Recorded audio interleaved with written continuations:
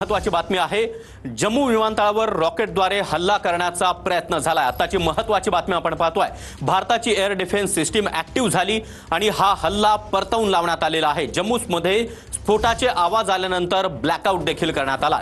जम्मू विमानतळावर रॉकेटद्वारे हल्ला करण्याचा प्रयत्न झालेला आहे। प्रत्यक्षदर्शींनी देखील तशा प्रकारची माहिती दिलेली आहे। भारताची एअर डिफेन्स सिस्टीम ऍक्टिव्ह झालेली आहे आणि पाकिस्तानकडून पुन्हा एकदा आगळीक। जम्मूमध्ये स्फोटाचे आवाज आल्यानंतर आता ब्लॅकआउट केलं गेलेलं आहे। नागरिकांना घराबाहेर पडू नका, घरामध्ये सुरक्षित रहा अशा सूचना स्थानिक प्रशासनाकडून देण्यात आल्या।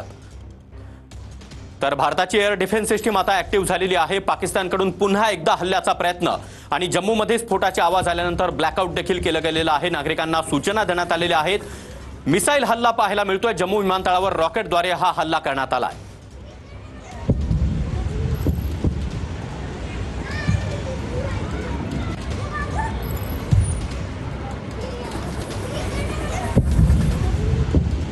तर जम्मू विमानतळावर रॉकेटद्वारे हल्ला करण्याचा प्रयत्न झालेला आहे। भारताची एअर डिफेन्स सिस्टीम ऍक्टिव्ह झालेली आहे। जम्मू विमानतळावर हल्ला करण्याचा हा प्रयत्न, जम्मूमध्ये स्फोटाचे आवाज आल्यानंतर ब्लॅकआउट देखील केलं गेलं आहे।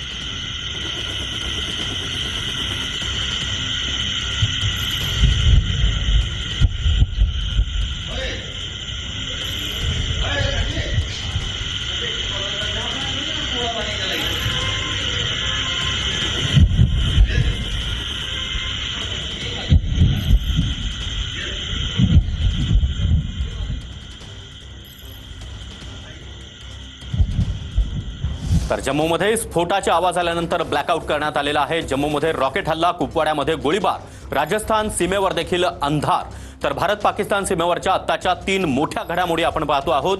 जम्मूच्या चन्नी भागामध्ये रॉकेट पडल्याची माहिती मिळते आहे। भारताची एअर डिफेन्स सिस्टीम देखील आता ऍक्टिव्ह झालेली आहे।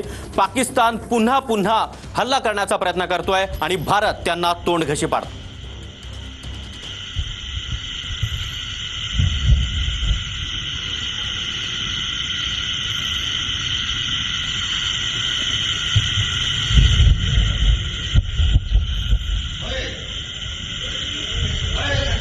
तर भारत पाकिस्तान सीमेवरच्या आत्ताच्या 3 मोठ्या घडामोडी। जम्मूच्या चन्नी भागामध्ये रॉकेट पडल्याची देखील माहिती मिळते आहे। जम्मूच्या आरएसपुरा सेक्टरमध्ये ब्लॅकआउट करण्यात आलेला आहे। जम्मूमध्ये रॉकेट हल्ला, कुपवाड्यामध्ये गोळीबार, तर राजस्थान सीमेवर अंधार पाहायला मिळतोय। भारत पाकिस्तान सीमेवरच्या आत्ताच्या 3 मोठ्या बातम्या। तर भारताच्या ऑपरेशन सिंदूर नंतर आता पाकिस्तानची फडफड पुन्हा एकदा पाहायला मिळते आहे।